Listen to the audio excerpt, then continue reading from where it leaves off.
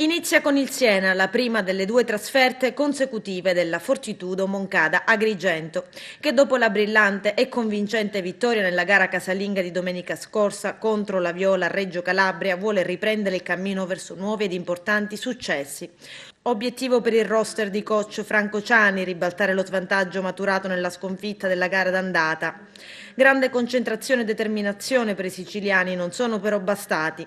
La Fortitudo Moncada Agrigento cede in casa del Siena 79-72, questo è il punteggio finale.